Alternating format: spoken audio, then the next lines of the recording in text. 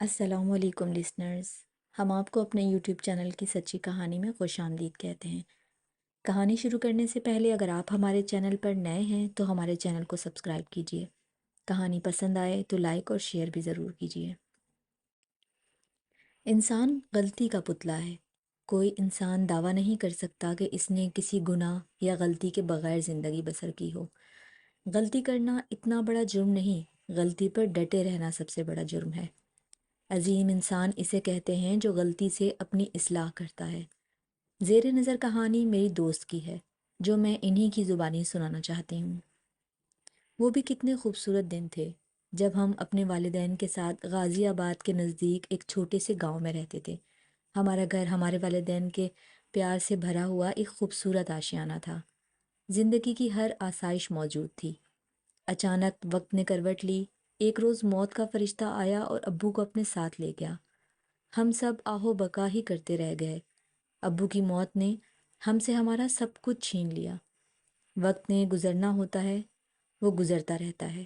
ہم 4 بہن بھائی تھے، 2 بہن اور 2 بھائی۔ بڑے بھائی میڈیکل کی تعلیم مکمل کر کے ڈاکٹر بن گئے، چھوٹا بھائی ابھی پڑھ رہا تھا۔ بڑے بھائی کی تنخواہ سے گھر کے حالات کچھ بہتر ہونے لگے۔ انہی دنوں آپی کا رشتہ ایک خوشحال گھرانے سے آ گیا۔ یہ دور کے رشتہ دار تھے، ہمارے حالات اور امی کی شرافت سے واقف تھے۔ انہوں نے جہیز کا مطالبہ نہ کیا۔ سادگی سے آپی کی شادی ہو گئی اور وہ اپنے شوہر کے ساتھ ملتان چلی گئی۔ چھوٹے بھائی نے بھی تعلیم مکمل کر لی، اسے ایک پرائیویٹ کمپنی میں ملازمت مل گئی۔ میری خواہش آگے پڑھنے کی تھی، اس لیے مجھے کالج میں داخلہ کروا دیا۔ بڑی آپی کو اسکول تک ہی تعلیم نصیب ہوئی، لیکن میں خوش قسمت نکلی اور میرا یہ خواب تعبیر پانے لگا۔ کالج میں میرا دوسرا سال تھا۔ میری کلاس فیلو نے اپنے گھر سالگرہ پر مدعو کیا۔ امی کو بتایا، انہوں نے چھوٹے بھائی سے کہا کہ تم بہن کو اس کی سہیلی کے گھر چھوڑ آؤ۔ پہلے بھائی کے ساتھ بازار گئی، اپنی دوست کائنات کے لیے اچھا سا تحفہ لیا اور بھائی نے مجھے اس کے گھر چھوڑ دیا جو ہمارے گھر سے زیادہ دور نہیں تھا۔ شام کو بھائی مجھے لے آئے۔ دوسرے دن میں جب کالج گئی تو کائنات نے بتایا، میرا بھائی آپ پر مر مٹا ہے، کہتا ہے شادی کروں گا تو تمہاری دوست عذرا سے، ورنہ عمر بھر شادی نہیں کروں گا۔ میں نے بھی اپنے خیالوں میں اس کا تصور سجا لیا۔ بہانے بہانے سے کالج سے کائنات کے گھر چلی جاتی اور اس کے بھائی حیدر سے پیار و محبت کے وعدے کرتی۔ ہم نے ایک ساتھ جینے مرنے کی قسمیں کھا لی۔ جانتی نہ تھی جس کام کو میں اتنا آسان سمجھ رہی تھی وہ اتنا آسان نہیں ہے۔ میرے اور حیدر کے سوچنے سے بھلا کیا ہوتا تھا۔ ایک دن آپی کا امی کو فون آ گیا کہ کسی جاننے والے نے ایک بہت اچھا رشتہ بتایا ہے۔ وہ لوگ لاہور میں رہتے ہیں، آپ ایک دفعہ جا کر دیکھ لیں، پھر بات آگے بڑھائیں گے۔ آپی نے امی کو پتہ لکھوا دیا اور فون نمبر بھی۔ امی اور بھائی دوسرے دن لڑکے والوں کے گھر لاہور چلے گئے۔ وہ لوگ کافی امیر تھے، لڑکا خوش شکل اور پڑھا لکھا تھا، لہٰذا امی نے میرا رشتہ علی سے طے کر دیا۔ مجھے پتہ چلا تو جی دھک سے رہ گیا، سارے خواب چکنا چور ہو گئے۔ امی کو بول دیا کہ میں وہاں شادی نہیں کروں گی جہاں آپ ہاں کر کے آئی ہیں۔ میں اپنے جیون ساتھی کا فیصلہ خود کروں گی، زندگی میں نے گزارنی ہے، آپ نے نہیں۔ میں نے امی کو کائنات کے بھائی کے بارے میں بتا دیا۔ میں اس سے محبت کرتی ہوں، شادی بھی اسی کے ساتھ کروں گی۔ امی نے دانتوں تلے انگلی دبا لی۔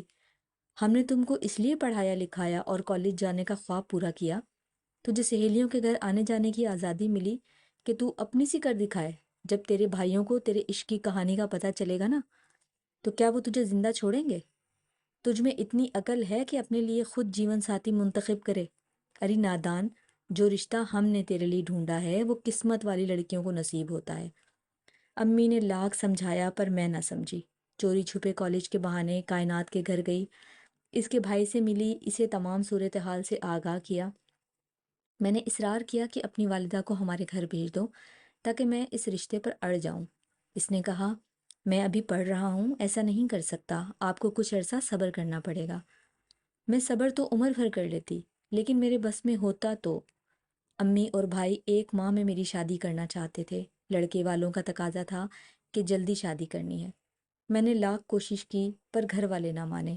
مقررہ تاریخ پر مجھ کو دلہن بنا دیا گیا اور بیاہ کر علی کے گھر لاہور چلی آئی۔ دلہن بن کر ہر لڑکی کی نئی زندگی کا خواب دامن میں بھرے پیا کے آنگن میں اترتی ہے، لیکن میرے خوابوں میں حیدر تھا۔ جسم کسی کی ملکیت اور دل کسی اور کی ملکیت تھا۔ وقت گزرتا رہا، علی نے مجھے خوش کرنے کی ہر ممکن کوشش کی، مجھے خوبصورت مقامات پر ہنی مون کے لیے لے گئے، مجھ پر خوب پیسہ خرچ کیا۔ علی کے گھر والوں نے بھی بہت پیار دیا، سب نے مجھے خوش رکھنے کے جتن کیے، پر میرے دل میں کوئی جگہ نہ بنا سکا۔ میں نے کسی کے ساتھ ہنس کر بات نہیں کی، سب لوگ میرے لبوں پر ہنسی دیکھنے کو ترس گئے۔ آخرکار علی نے مجھ پر توجہ دینا چھوڑ دی اور یہاں تک کہہ دیا، اگر تم چاہو تو مجھ سے طلاق لے کر اپنی مرضی سے زندگی گزار سکتی ہو۔ میں نے حیدر سے رابطہ کیا، ساری صورتحال بتائی۔ اس نے کہا، اپنے شوہر سے طلاق لے لو، میں تم سے شادی کر لوں گا۔ ایک دن میں اپنے شوہر سے لڑائی کر کے حیدر کے گھر آ گئی۔ جب حیدر نے مجھے اپنے گھر دیکھا تو وہ بہت پریشان ہو گیا، کہنے لگا، اس سے پہلے کہ امی ابو کو شک ہو جائے کہ تم میری وجہ سے اپنا گھر چھوڑ کر آئی ہو، یہاں سے چلی جاؤ، جب حالات ٹھیک ہوں گے تو میں آپ کو اپنا لوں گا۔ اس کے سمجھانے پر میں کائنات سے ملنے کا بہانہ کر کے کچھ دیر وہاں رکی اور امی کے گھر آ گئی۔ ان کو بتایا کہ سسرال والے مجھ پر بہت ظلم کرتے ہیں، میں وہاں نہیں رہ سکتی۔ امی نے میرے جھوٹے بیانات پر یقین کر لیا۔ بھائیوں کو بھی سمجھایا۔ اچانک والدہ کو فالج ہو گیا، ان کی دیکھ بھال اور خدمت کے بہانے یہاں ٹھہری رہی۔ بالآخر والدہ وفات پا گئیں۔ ان کے انتقال کے بعد بھائی اور بھابھی نے آنکھیں پھیر لی، اٹھتے بیٹھتے تانے دیتے، شوہر کا گھر چھوڑ کر کب تک یہاں پڑی رہو گی؟ تم نے تو مستقل ڈیرے ڈال لیے ہیں، عزت اسی میں ہے کہ اپنے گھر جاؤ۔ اس دوران ساس نے ایک دو بار فون کر کے سمجھایا، بیٹی ابھی کچھ نہیں گیا، اپنے گھر واپس آ جاؤ، مگر میں نے ہر بار انکار کیا۔ میں تو حیدر کے بااختیار ہونے کا انتظار کر رہی تھی۔ ساس کو صاف صاف کہہ دیا، مجھے طلاق چاہیے۔ بیٹی سوچ لو، ابھی وقت ہے، یہ دنیا بڑی ظالم ہے، اپنے شوہر کے گھر کے سوا تم کو کسی اور جگہ امان نہ ملے گی۔ ایک دن بھائی گھر پر نہیں تھے، بھابھی نے بہت بے عزتی کی اور گھر سے نکل جانے کو کہا۔ عزت کے ساتھ اپنے شوہر کے گھر جاؤ، ورنہ دھکے دے کر نکال دوں گی، رہنا ہے تو اپنی بہن کے گھر چلی جاؤ۔ صبح میں نے بیگ اٹھایا اور ملتان بہن کے گھر آ گئی۔ حیدر نے 1 سال گزارنے کا کہا تھا، یہ 1 سال کہیں نہ کہیں تو گزارنا ہی تھا۔ ماں کے بعد بہن کا گھر ہی اچھا لگتا ہے۔ سوچا دکھ کی اس گھڑی میں بہن ضرور سہارا دے گی۔ دل میں امید کا دیا جلا کر بہن کے گھر آ گئی۔ بہن جانتی تھی کہ میں اپنے شوہر سے ناراض ہو کر میں کے آئی ہوں۔ دل جوئی کے بہانے اس نے تانے دینے شروع کر دیے۔ کھانے کا بھی نہ پوچھا، کہنے لگی، کب تک تم کو اپنے گھر بٹھاؤں گی؟ آپ ہی کے رویے سے صاحب ظاہر تھا کہ میں ان کے ہاں ڈیرے نہ ڈالوں، بلکہ ڈیرا ڈالنے سے پہلے ہی میں کہیں اور چلی جاؤں۔ ٹھیک ہے آپ بھی، اگر آپ کو کوئی پرابلم ہے تو میں ابھی آپ کے گھر سے چلی جاتی ہوں۔ میں نے بیگ اٹھایا، لاہور والی بس پر سوار ہو کر واپس آ گئی۔ لاہور میں میری ایک دوست تھی، سوچا کچھ دن اس کے ہاں ٹھہر جاؤں گی۔ یہ سوچ کر میں اپنی دوست کے گھر آ گئی۔ شام ہونے والی تھی جب اس کے گھر پہنچی، مجھے دیکھ کر وہ بہت خوش ہوئی۔ رات کھانا کھانے کے بعد جب میں نے اپنے آنے کا مقصد بیان کیا تو وہ کہنے لگی، آپ یہاں سے چلی جائیں، اگر میرے گھر والوں کو پتہ چل گیا کہ آپ گھر سے بھاگ کر آئی ہو تو بہت ہی برا ہوگا۔ اپنی دوست کے رویے سے بہت مایوسی ہوئی، رات بھر روتے ہی گزر گئی۔ صبح اٹھتے ہی علی کو فون کیا، مجھے معاف کر دو، میں نے آپ کے ساتھ بہت زیادتی کی، اگر آپ مجھے معاف کر دیں گے، مجھے اپنی غلطی کا احساس ہو گیا ہے، میں واپس اپنے گھر آنا جانا چاہتی ہوں۔ علی نے کہا، تم اس وقت کہاں ہو؟ میں نے اپنی دوست کے گھر کا ایڈریس بتا دیا۔ اس نے مجھے معاف کر دیا۔ 1 گھنٹے بعد وہ میرے پاس پہنچ گیا۔ آتے ہی بولا، عذرا، تمہارے بغیر میرا گھر سونا ہو گیا تھا، جب سے تم روٹ کر گئی ہو ہم سب گھر والوں کو تمہارے بغیر ایک پل چین نہیں آیا، آؤ میرے ساتھ، تمہارا گھر تمہارا منتظر ہے۔ اپنے گھر قدم رکھتے ہی دل کو اتنا سکون ملا کہ لگتا تھا جیسے میں ایک بار پھر جنت میں آ گئی ہوں۔ فوراً ساس نند دوڑی آئیں، مجھے پیار کیا۔ گھر کا ہر فرد یوں خوشی کا اظہار کر رہا تھا جیسے ان کے خاندان کا کوئی گمشدہ فرد اچانک مل گیا ہو۔ آج احساس ہوا کہ اپنا گھر کیا ہوتا ہے، شوہر کا تحفظ، اس کی محبت کیا شے ہے، اور شوہر جو سماج اور رشتہ داروں میں عورت کو عزت بھرا مقام ملتا ہے، وہ کتنا انمول ہوتا ہے۔ کچھ لوگ ایسے اس دنیا میں موجود ہیں جن کی وجہ سے دنیا قائم ہے۔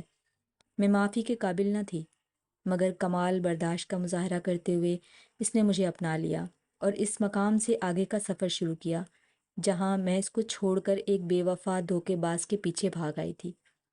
ایک دن کائنات نے بتایا، حیدر نے اپنی مرضی اور پسند سے شادی کر لی ہے، وہ مجھے دھوکہ دے رہا تھا اور میں اس کے جھوٹے وعدوں پر برباد ہو جا رہی تھی۔ شکر ہے کہ برے وقت کی ٹھوکر لگنے سے مجھے بر وقت عقل آ گئی اور میں مزید برباد ہونے سے بچ گئی، ورنہ میرا مقام زمانے کی ٹھوکروں میں ہی ہوتا۔